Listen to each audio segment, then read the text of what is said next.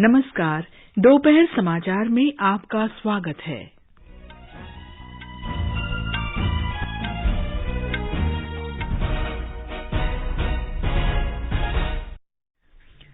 उत्तर प्रदेश, पंजाब, उत्तराखंड, गोवा और मणिपुर विधानसभा चुनावों की मतगणना कल।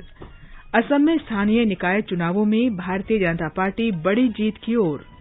संसद के बजट सत्र का दूसरा चरण 14 मार्च से सामान्य रूप से चलेगा। प्रधानमंत्री नरेंद्र मोदी बजट घोषणा के क्रियान्वयन के लिए नीति के बारे में वेबिनार के उद्घाटन सत्र को आज शाम संबोधित करेंगे। यूक्रेन के सुमय शहर से सभी भारतीय विद्यार्थियों को सुरक्षित निकाला गया। वॉल स्ट्रीट में गिरावट के बाद अधिकतर एशियाई बाजारों में सुधार। चीन में शेयर बाजार लुढ़के।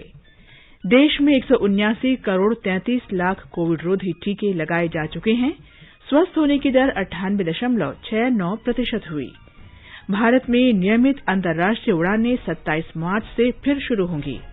पीवी सिंधु, के श्रीकांत, साइना नेहवाल और लक्ष्य सेन जर्मन ओपन बैडमिंटन के दूसरे दौर में पहुंचे।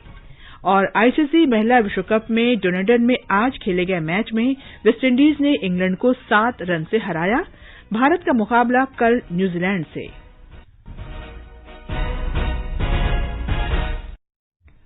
दोपहर समाचार में जागृति शर्मा के साथ मैं कनकलता।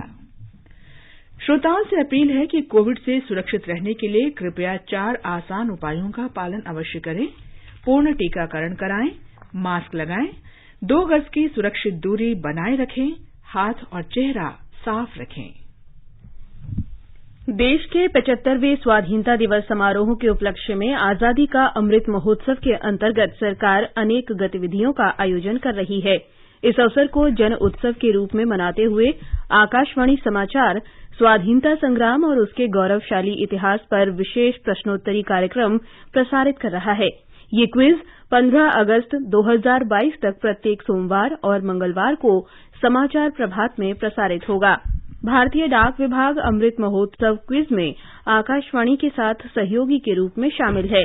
कल अमृत महोत्सव क्विज का प्रश्न था, उस स्वतंत्रता सेनानी का नाम बताएं जिन्होंने अंग्रेजी माध्यम शिक्षा लागू किए जाने के विरोध में 12 वर्ष की उम्र में स्कूल छोड़ दिया था और बाद में आंध्र प्रदेश के राजामुंदरी में बालिका हिंदी पाठशाला की शुरुआत की थी। सही उत्तर है स्वाधीनता सेनानी, अधिवक्ता और सामाजिक कार्यकर्ता दुर्गाबाई देशमुख। आकाशवाणी समाचार को दुनिया भर के श्रोताओं से इस प्रश्न का उत्तर मिला और क्विज के भाग्यशाली विजेता हैं गुजरात में आणंद के प्रजापति सुनील कुमार धर्मेंद्र भाई। नमस्कार, मेरा नाम सुनील कुमार प्रजापति है। मैं एक विद्यार्थी हूँ। मैं आनंद गुजरात का निवासी हूँ, जो लोखंडी पुरुष सरदार पटेल की जन्मभूमि और कर्मभूमि है। मैं पिछले 2 सालों से आकाशवाणी समाचार हर रोज सुनता आ रहा हूँ। हाल ही में चल रहे आजादी का अमृत महोत्सव क्विज में मैं विजेता बना, इससे मुझे बहुत खुशी है। अमृत महोत्सव क्विज के प्रश्न बड़े ज्ञानवर्धक होते हैं। इन प्रश्नों के उत्तरों को खोजते हुए हमें ऐसे भी वीरों की जानकारी मिलती है जिनका आजादी की लड़ाई में बड़ा योगदान था, लेकिन कहीं जिक्र नहीं हो पाया। अमृत महोत्सव क्विज का अगला प्रश्न सोमवार 14 मार्च को श्रोताओं के साथ साझा किया जाएगा। अब समाचार विस्तार से। 5 राज्यों गोवा, मणिपुर, पंजाब, उत्तर प्रदेश और उत्तराखंड विधानसभा चुनाव के वोटों की गिनती कल होगी। असम की माजुली विधानसभा सीट पर हुए उपचुनाव की मतगणना भी साथ ही की जाएगी। मतगणना कल सुबह 8 बजे से शुरू होगी। मतगणना के रुझान और परिणाम निर्वाचन आयोग की वेबसाइट पर उपलब्ध होंगे। रुझान और परिणाम वोटर हेल्पलाइन मोबाइल ऐप के माध्यम से भी देखे जा सकेंगे। निर्वाचन आयोग ने मतगणना के दौरान कोविड दिशा निर्देशों का पालन करने के कड़े निर्देश दिए हैं। डाक मतपत्रों की गिनती के लिए अतिरिक्त संख्या में सहायक रिटर्निंग ऑफिसर तैनात होंगे। निर्वाचन आयोग ने इन राज्यों में मतगणना के दिन या उसके बाद सभी विजय जुलूसों पर प्रतिबंध लगा दिया है। उत्तर प्रदेश में 10 फरवरी से 7 मार्च तक 7 चरणों में मतदान हुआ था। पंजाब में 117 सीटों के लिए एक ही चरण में 20 फरवरी को वोट डाले गए थे। आकाशवाणी से विशेष बातचीत में पंजाब के मुख्य निर्वाचन अधिकारी श्री एस करुणा राजू ने बताया कि सुचारू रूप से मतगणना के लिए सभी सुरक्षा प्रबंध किए गए हैं। पंजाब में कल गिनती शुरू हो जाएगी। माननीय इलेक्शन कमीशन ने 8 बजे टाइम मुकर्रर किया है। 117 असेंबली कॉन्स्टिट्यूंसी से सभी जगह काउंटिंग शुरू होगी। सभी जगह सुरक्षा इंतजाम किया गया है। कमीशन की गाइडलाइंस है कि मीडिया सेंटर्स बना हुआ है और जितना भी काउंटिंग होती है राउंड वाइज डिटेल्स हमारे एक एनकोर एप्लीकेशन है उसमें हम भरना है। उसमें भरने के बाद फिर एंटायर वेबसाइट्स में आ जाएगा हमारे इलेक्शन कमीशन का भी और हमारे सीईओ दफ्तर में और वाटर हेल्पलाइन में भी अवेलेबल रहेगा। आकाशवाणी से बातचीत में उत्तराखंड की मुख्य निर्वाचन अधिकारी सौजन्या ने भी मतगणना के लिए किए गए प्रबंधों के बारे में बताया। हमारा मतगणना के लिए पूरा तैयारियां है। जो हमारा 13 डिस्ट्रिक्ट है, डिस्ट्रिक्ट्स का जो हेडक्वार्टर्स में हमारा काउंटिंग होगा और हर असेंबली कॉन्स्टिट्यूंसी के लिए लगभग 2 ईवीएम्स के लिए रूम्स प्लस एक रूम टोटली पोस्टल बैलेट के लिए उन्होंने प्रिपेयर किया है। तो ये जो रूम्स है उसको पूरा प्रोटेक्ट किया गया है। हमारा स्ट्रांग रूम सब पूरा प्रोटेक्टेड है। जो पूरा इलेक्शन कमीशन का जो नियमावली है उसको सभी का पालन किया गया है। 3 कॉर्डन उस पर सिक्योरिटी भी रहेगा जिसपे सीआरपीएफ और स्टेट आर्म पुलिस भी वहां पे रहेंगे। उत्तराखंड के पुलिस महानिदेशक अशोक कुमार ने बताया कि मतगणना के लिए त्रिस्तरीय सुरक्षा व्यवस्था की गई है। जो भी नॉर्म्स हैं चुनाव आयोग के उसके अनुसार हमने हर जगह पे मतगणना की तैयारियां हैं जिला मुख्यालय पर और जितनी स्ट्रांग रूम्स में जो फोर्स पहले से लगी थी मतगणना स्थल की एक अपने नॉर्म्स हैं उसके हिसाब से तैयारी है। फिर एक आउटर कॉर्डन है उसके भी और बाहरी कॉर्डन है। कौन लोग अलाउड हैं कौन नहीं है उसका सारे के सेट नॉर्म्स बने हुए। उसके हिसाब से ही आदमी को एक्सेस वहां जहां तक वो अलाउड है उतना एक्सेस दिया जाएगा।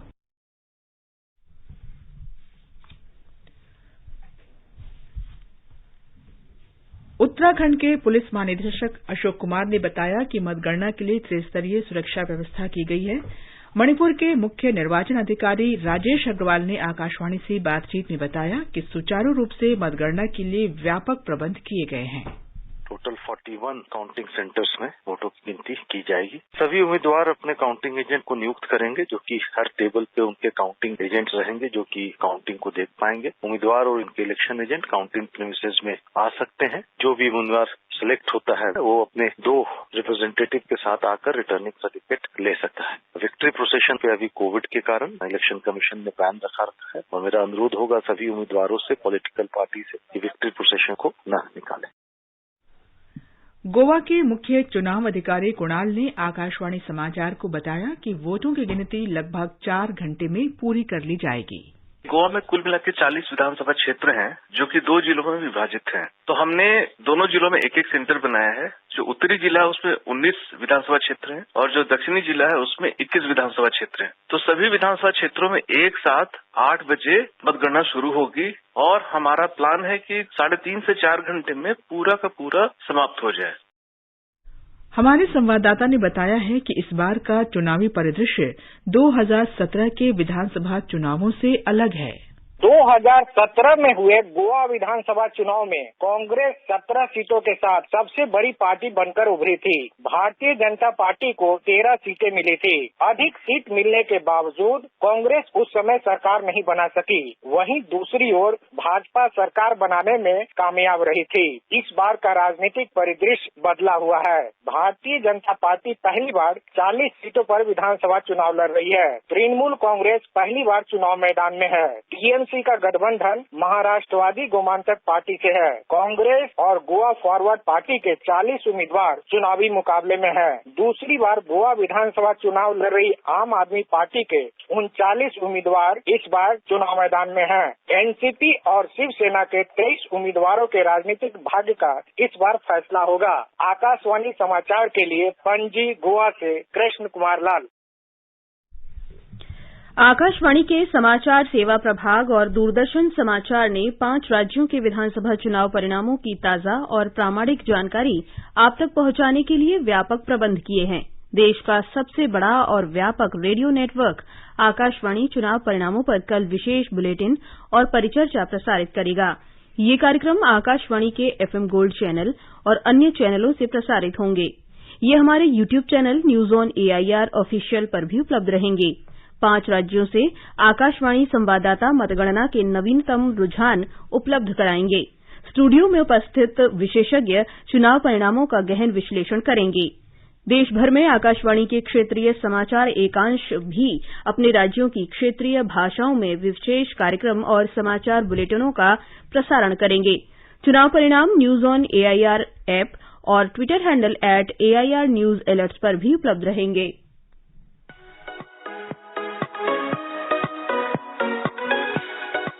जनादेश 2022 5 राज्यों के विधानसभा चुनाव नतीजों की विशेष कवरेज आकाशवाणी के साथ 10 मार्च 2022 को विशेष कार्यक्रम। ताजा रुझान और परिणाम जानने के लिए जुड़े रहिए हमारे साथ सुबह 8 बजे से। चुनाव नतीजों पर हिंदी और अंग्रेजी में विशेष चर्चा और विश्लेषण शाम 7:20 से रात 8 बजे तक। चुनावी राज्यों पर विशेष रेडियो ब्रिज कार्यक्रम रात 9:15 बजे से रात 10 बजे तक। आकाशवाणी के FM गोल्ड, राजधानी चैनल और राष्ट्रीय नेटवर्क पर भी विशेष कार्यक्रम।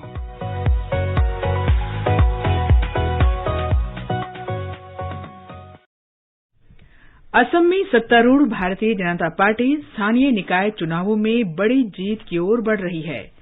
अभी तक उपलब्ध परिणाम के अनुसार भारतीय जनता पार्टी और उसके गठबंधन दल असम गण परिषद ने 672 सीटें जीती हैं, जबकि कांग्रेस के खाते में 71 सीटें ही आई हैं। वहीं निर्दलीय और अन्य दलों के हिस्से में 149 सीटें गई हैं।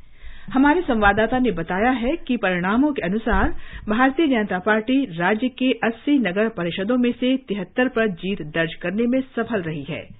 इन नगर परिषदों की 977 सीटों पर चुनाव हुए थे।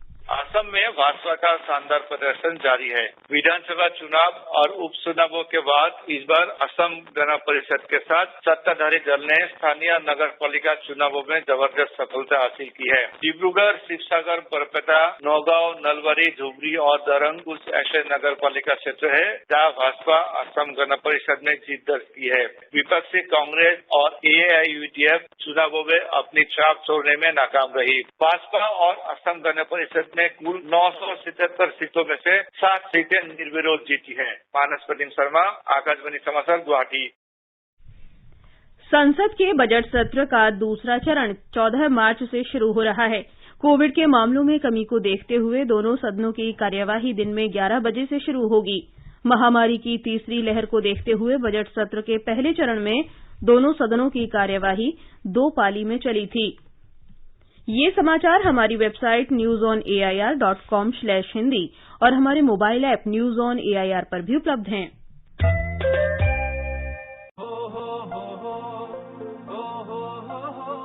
अब गांव-गांव और खेत-खेत की बात है कुछ निराली। फसल बीमा पॉलिसी से छाई है खुशहाली। द्वार-द्वार और हाथ-हाथ में सुरक्षा की सौगात। गर्व से बोल रहे हैं सभी किसान, मेरी पॉलिसी मेरे हाथ। आजादी के अमृत महोत्सव पर हम देश के किसानों को दे रहे हैं सुरक्षा की सौगात। प्रधानमंत्री फसल बीमा पॉलिसी अब आपके हाथ। और पॉलिसी को बीमित किसानों के द्वार तक पहुंचाने के लिए हमने फसल बीमा पॉलिसी वितरण कार्यक्रम का किया है शुभारंभ। देश भर के किसानों ने करीब 21,000 करोड़ रुपए ही प्रीमियम के तौर पर दिए, लेकिन उन्हें मुआवजे के तौर पर 1 लाख करोड़ रुपए से ज्यादा मिले। जब खराब मौसम की हो मार, PMFBY दे आर्थिक सुरक्षा बार बार। प्रधानमंत्री फसल बीमा योजना, कृषि एवं किसान कल्याण मंत्रालय, भारत सरकार। दोपहर समाचार में आपका फिर स्वागत है। प्रधानमंत्री नरेंद्र मोदी आज बजट घोषणाओं के क्रियान्वयन के लिए कार्यनीति पर आयोजित वेबिनार के उद्घाटन सत्र को संबोधित करेंगे। वेबिनार में नीति आयोग सहित 22 मंत्रालयों और विभागों, सार्वजनिक उपक्रमों, सरकारी संगठनों के वरिष्ठ अधिकारी और बुनियादी ढांचे तथा कानूनी विशेषज्ञ चर्चा में भाग लेंगे। वेबिनार में जिन विषयों पर चर्चा होगी उनमें निजीकरण, विनिवेश और प्रमुख तथा गैर प्रमुख परिसंपत्तियों का मुद्रीकरण शामिल है। वित्त मंत्री निर्मला सीतारामन वेबिनार के समापन सत्र को संबोधित करेंगी। प्रधानमंत्री नरेंद्र मोदी ने नीदरलैंड्स के प्रधानमंत्री मार्क रूट के साथ कल यूक्रेन की मौजूदा स्थिति के बारे में टेलीफोन पर बातचीत की। श्री मोदी ने वार्ता और कूटनीति के रास्ते पर लौटने की अपील दोहराई। प्रधानमंत्री ने रूस और यूक्रेन के बीच चल रही वार्ता का स्वागत किया और जल्द ही समाधान की उम्मीद की। यूक्रेन के सुमी में फंसे भारतीय विद्यार्थियों को सुरक्षित निकाल लिया गया है। विदेश मंत्रालय के प्रवक्ता अरिंदम बागची ने ट्वीट संदेश में बताया कि भारत ने अपने सभी विद्यार्थियों को सुमय से हटा लिया है। फिलहाल वे पोलतावा के रास्ते में हैं, जहां से वे पश्चिमी यूक्रेन जाएंगे। उन्होंने बताया कि विद्यार्थियों को स्वदेश लाने के लिए ऑपरेशन गंगा के तहत उड़ानों की व्यवस्था की जा रही है। यूक्रेन और रूस के विदेश मंत्रियों की कल तुर्की में त्रिपक्षीय बैठक होने की संभावना है। इसमें तुर्की दोनों देशों के बीच मध्यस्थता करेगा। दोनों देशों के बीच तीसरे दौर की वार्ता कल बेनतीजा समाप्त हो गई। अमेरिका के राष्ट्रपति जो बाइडेन की रूस के कच्चे तेल के आयात पर प्रतिबंध लगाने की घोषणा के बाद एशिया के अधिकतर शेयर बाजार आज कुछ संभले। हालांकि न्यूयॉर्क के वॉल स्ट्रीट और मुद्रास्फीति की दर बढ़ने से चीन के शेयर बाजार में गिरावट दर्ज हुई। बाइडेन की घोषणा के बाद कच्चा तेल और महंगा हो गया है और एक बैरल की कीमत $2 से भी अधिक बोली गई। टोक्यो, सिडनी और दक्षिण पूर्व एशियाई बाजारों में वृद्धि का रुख रहा, जबकि शंघाई और हांगकांग के बाजार में गिरावट आई। आगे बढ़ने से पहले मुख्य समाचारों पर एक नजर। उत्तर प्रदेश, पंजाब, उत्तराखंड, गोवा और मणिपुर विधानसभा चुनावों की मतगणना कल। असम में स्थानीय निकाय चुनावों में भारतीय जनता पार्टी बड़ी जीत की ओर। संसद के बजट सत्र का दूसरा चरण 14 मार्च से शुरू होगा। प्रधानमंत्री नरेंद्र मोदी बजट घोषणा के कार्यान्वयन के लिए नीति के बारे में वेबिनार के उद्घाटन सत्र को आज शाम संबोधित करेंगे। यूक्रेन के सुमय शहर से सभी भारतीय विद्यार्थियों को सुरक्षित निकाला गया। वॉल स्ट्रीट में गिरावट के बाद अधिकतर एशियाई बाजारों में सुधार। चीन में शेयर बाजार लुढ़के। देश में 179 करोड़ 33 लाख कोविड रोधी टीके लगाए जा चुके हैं। स्वस्थ होने की दर 98.69% हुई। भारत में नियमित अंतर्राष्ट्रीय उड़ानें 27 मार्च से फिर शुरू होंगी। पीवी सिंधु, के श्रीकांत, साइना नेहवाल और लक्ष्य सेन जर्मन ओपन बैडमिंटन के दूसरे दौर में पहुंचे। आईसीसी महिला विश्व कप में डुनेडन में खेले गए मैच में वेस्टइंडीज ने इंग्लैंड को 7 रन से हराया। भारत का मुकाबला कल न्यूजीलैंड से। देश में अब तक 179 करोड़ 33 लाख से अधिक कोविड रोधी टीके लगाए जा चुके हैं। कल 18,69,000 से ज्यादा टीके लगाए गए। स्वस्थ होने की दर 98.69% हो गई है। पिछले 24 घंटे में 4,575 नए कोविड मामलों की पुष्टि हुई और इस समय 46,962 मरीजों का उपचार चल रहा है। देश से नियमित अंतर्राष्ट्रीय उड़ानें 27 मार्च से फिर शुरू हो जाएंगी। नागर विमानन मंत्रालय ने कोविड महामारी के कारण मार्च 2020 में इन पर रोक लगा दी थी। मंत्रालय ने कहा है कि विश्व भर में व्यापक टीकाकरण और संबद्ध पक्षों से विचार विमर्श के बाद सरकार ने नियमित अंतर्राष्ट्रीय विमान सेवाएं फिर शुरू करने का निर्णय लिया है। यात्रा के दौरान स्वास्थ्य और परिवार कल्याण मंत्रालय के दिशा निर्देशों का सख्ती से पालन करना आवश्यक होगा। राष्ट्रीय अन्वेषण अभिकरण एनआईए ने कश्मीर घाटी में कई स्थानों पर छापे मारे हैं। एनआईए के अधिकारियों ने पुलिस और केंद्रीय रिजर्व पुलिस बल की सहायता से बारामूला जिले में पट्टन और उसकारा इलाकों तथा पुलवामा के पिंगलाना और शोपिया जिले के कुछ स्थानों पर छापे मारे। अभी ये पता नहीं चल सका है कि ये छापेमारी किस मामले में की गई है। न्यूजीलैंड के डुनेडिन में आईसीसी महिला क्रिकेट विश्व कप में एक मैच में वेस्टइंडीज ने इंग्लैंड को 7 विकेट से हरा दिया है। कल हैमिल्टन में भारत का मुकाबला मेजबान न्यूजीलैंड से होगा।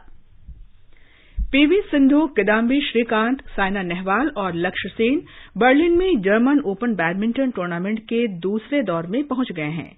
महिला सिंगल्स में पीवी सिंधु ने थाईलैंड की बुसानन ओंगबाम रुंगफान को और साइना नेहवाल ने स्पेन की क्लारा एजुरमेंडी को हराया।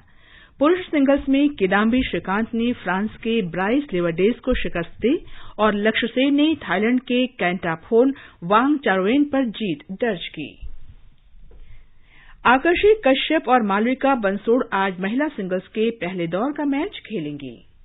आजादी के अमृत महोत्सव के हिस्से के रूप में आकाशवाणी समाचार स्वतंत्रता आंदोलन से संबंधित 75 कड़ियों का कार्यक्रम निशान प्रसारित कर रहा है। इसका प्रसारण प्रत्येक बुधवार को परिक्रमा कार्यक्रम में शाम 4:45 पर किया जाता है।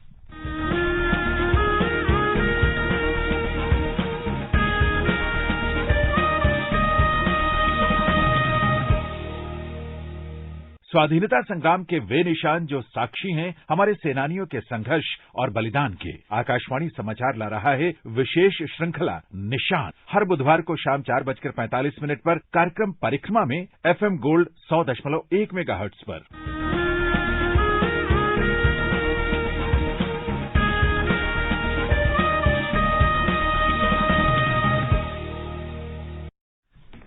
आजादी के अमृत महोत्सव के अंतर्गत आइए अब सुनते हैं आकाशवाणी की विशेष प्रस्तुति आजादी का सफर।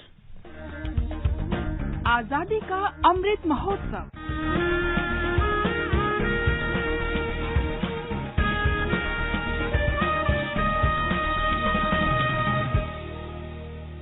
आजादी का सफर आकाशवाणी के संग। भारत का शानदार स्वाधीनता संघर्ष आधुनिक विश्व के महानतम संघर्षों में से एक। आकाशवाणी से हम आपके लिए रोजाना ला रहे हैं इस शानदार संघर्ष की झलक।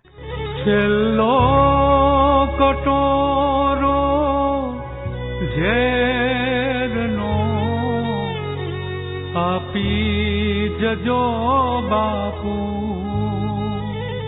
आज की कड़ी में हम स्वाधीनता सेनानी और समाज सुधारक झवेर चंद कालीदास मेघाणी का स्मरण कर रहे हैं। उनका निधन 9 मार्च 1947 को हुआ था। महात्मा गांधी ने उन्हें राष्ट्रीय शायर कहा था। सागर पिनारा अंजलि नव ढोल जो बापू। मेघाणी स्वयं को पहाड़नु बालक कहते थे। उनका जन्म 29 अगस्त 1896 को सौराष्ट्र के चोटीला कस्बे में हुआ था। प्रसिद्ध लोक कवि झवेरचंद ब्रिटिश राज के दमन के बारे में लोगों को जागरूक करने के लिए गुजराती लोकगीत गाते थे। अणखोट विश्वासे वह्यु जीवन तमारू धुर तो दगल बाजो थकी पड़ियो पनारो शत्रु तणे खोले ढली सुख थी सुनारो।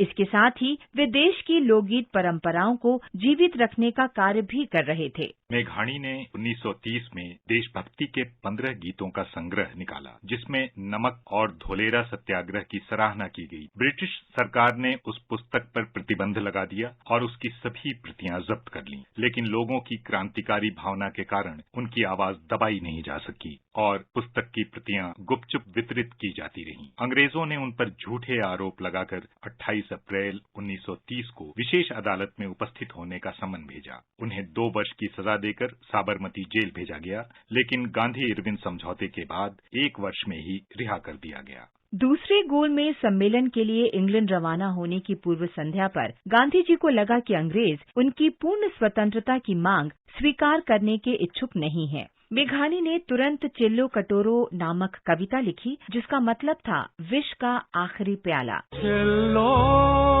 कटोरो झेरनो आपी जजो बापू। उसे पढ़कर गांधी जी ने तुरंत कहा, ऐसा प्रतीत होता है कि मेघाणी मेरी आत्मा में प्रवेश कर गए हैं और इस कविता के माध्यम से मेरे मस्तिष्क को पूरी तरह अपने वश में कर लिया है। तभी उन्होंने मेघाणी को राष्ट्रीय शायर का खिताब दिया था। क्रांतिकारी कवि झवेर चंद निरंतर स्वाधीनता संघर्ष में संलग्न रहे, लेकिन वे देश में बढ़ते सांप्रदायिक वैमनस्य से भी व्यथित थे। संभवतः इसी दुख के कारण उन्हें हृदयाघात हुआ और 9 मार्च 1947 को वे इस दुनिया से विदा हो गए। महान राष्ट्रवादी को आकाशवाणी की ओर से श्रद्धांजलि। वंदे मातरम। हम राष्ट्रवादी बेजवाड़ा गोपाल रेड्डी को भी श्रद्धांजलि अर्पित कर रहे हैं। उनका निधन 9 मार्च 1997 को हुआ था। रेड्डी का जन्म 1907 में नेल्लौर जिले में हुआ था। रेड्डी स्कूली शिक्षा छोड़कर स्वाधीनता संघर्ष में शामिल हो गए। बाद में उन्होंने गुरुदेव रविन्द्रनाथ ठाकुर द्वारा स्थापित शांति निकेतन में पढ़ाई पूरी की। इसी समय उन्हें गुरुदेव ठाकुर के कार्य में रुचि हुई और उनकी कई पुस्तकों का तेलुगु में अनुवाद किया। इस प्रकार वे आंध्र के ठाकुर के नाम से लोकप्रिय हो गए। रेड्डी ने असहयोग आंदोलन, नमक सत्याग्रह और भारत छोड़ो आंदोलन में भाग लिया। वे 1930 के आरंभिक दौर में वेल्लोर और तंजावुर जेल में रहे। रेड्डी फरवरी 1937 में संयुक्त मद्रास विधानसभा के लिए निर्वाचित हुए। उन्होंने स्थानीय प्रशासन और वित्त विभाग में महत्वपूर्ण पद संभाले। स्वतंत्रता के उपरांत रेड्डी 1955 में आंध्र के मुख्यमंत्री बने और नवंबर 1956 में आंध्र प्रदेश के गठन तक ये पद संभाला। वे 1958 से 1963 तक केंद्रीय मंत्रिमंडल में सूचना और प्रसारण मंत्री रहे। बेजवाड़ा गोपाल रेड्डी 2 बार लोकसभा के लिए निर्वाचित हुए और उत्तर प्रदेश के राज्यपाल भी रहे। महान राष्ट्रवादी को नमन। आज बस इतना ही। आजादी का सफर आकाशवाणी के संग। कल फिर मिलेंगे नई कड़ी के साथ।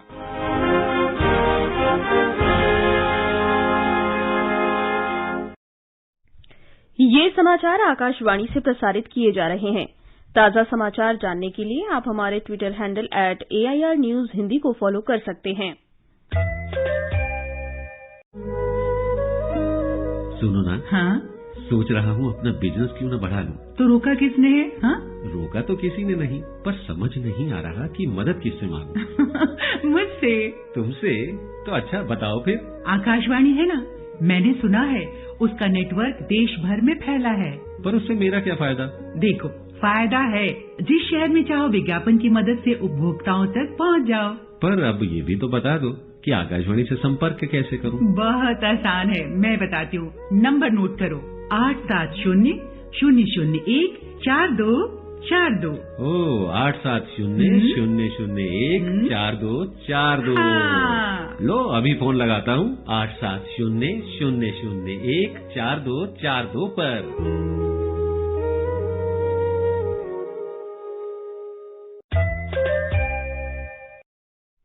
ये आकाशवाणी है। केंद्र शासित प्रदेश लद्दाख का विद्यालय शिक्षा विभाग केंद्रीय माध्यमिक शिक्षा बोर्ड CBSE से संबद्ध हो गया है। पहले ये जम्मू कश्मीर विद्यालय शिक्षा बोर्ड से संबद्ध था। लद्दाख के आयुक्त सचिव AK साहू ने कहा कि CBSE की संबद्धता छात्रों के लिए उपयोगी साबित होगी और राष्ट्रीय स्तर की परीक्षाओं में उनकी भागीदारी बढ़ेगी। बांग्लादेश के पर्यावरणविद अधिवक्ता रिजवाना हसन को वर्ष 2022 के अंतर्राष्ट्रीय साहसी महिला पुरस्कार के लिए चुना गया है। वे विश्व की उन 12 महिलाओं में शामिल हैं जिन्हें अपने समुदाय में बदलाव लाने के असाधारण साहस और नेतृत्व के लिए अमेरिकी विदेश विभाग द्वारा सम्मानित किया जाएगा। और अब एक नजर आज के मौसम पर। राष्ट्रीय राजधानी दिल्ली, मुंबई और चेन्नई में आज आंशिक रूप से बादल छाए रहेंगे। मुंबई में कुछ स्थानों पर हल्की बूंदाबांदी हो सकती है। कोलकाता में आसमान साफ रहेगा। उत्तर में श्रीनगर, लेह, गिलगित और मुजफ्फराबाद में बादल छाए रहेंगे। जम्मू में आसमान साफ रहेगा, हालांकि दिन के बाद बादल छाए रह सकते हैं। पूर्वोत्तर में गुवाहाटी, शिलंग, आइजॉल, ईटानगर, इम्फाल और गंगटॉक में आसमान साफ रहेगा। कोहिमा में आंशिक रूप से बादल छाए रहेंगे और अगरतला में कोहरा छाया रहेगा। इन शहरों में तापमान 11 से 35 डिग्री सेल्सियस के बीच रहने का अनुमान है। दक्षिण में हैदराबाद, तिरुवनंतपुरम और विशाखापट्टनम में आंशिक रूप से बादल छाए रहेंगे। बेंगलुरु में सुबह हल्का कोहरा रहेगा और दिन के समय आसमान साफ रहेगा। इन शहरों में न्यूनतम तापमान 18 डिग्री सेल्सियस और अधिकतम तापमान 35 डिग्री सेल्सियस के बीच रहने का अनुमान है। अंत में मुख्य समाचार एक बार फिर। उत्तर प्रदेश, पंजाब, उत्तराखंड, गोवा और मणिपुर विधानसभा चुनावों की मतगणना कल। असम में स्थानीय निकाय चुनावों में भारतीय जनता पार्टी बड़ी जीत की ओर। संसद के बजट सत्र का दूसरा चरण 14 मार्च से शुरू होगा। प्रधानमंत्री नरेंद्र मोदी बजट घोषणाओं के क्रियान्वयन के लिए कार्यनीति पर आयोजित वेबिनार के उद्घाटन सत्र को आज शाम संबोधित करेंगे। यूक्रेन के सुमे शहर से सभी भारतीय विद्यार्थियों को सुरक्षित निकाला गया। वॉल स्ट्रीट में गिरावट के बाद अधिकतर एशियाई बाजारों में सुधार। चीन में शेयर बाजार लुढ़के। देश में 179 करोड़ 33 लाख कोविड रोधी टीके लगाए जा चुके हैं। स्वस्थ होने की दर 98.69% हुई। भारत में नियमित अंतर्राष्ट्रीय उड़ानें 27 मार्च से फिर शुरू होंगी। पीवी सिंधु, के श्रीकांत, साइना नेहवाल और लक्ष्य सेन जर्मन ओपन बैडमिंटन के दूसरे दौर में पहुंचे और आईसीसी महिला विश्व कप में डुनेडन में आज खेले गए मैच में वेस्टइंडीज ने इंग्लैंड को 7 रन से हराया। भारत का मुकाबला कल न्यूजीलैंड से। इसके साथ ही दोपहर समाचार का ये अंक समाप्त हुआ। नमस्कार।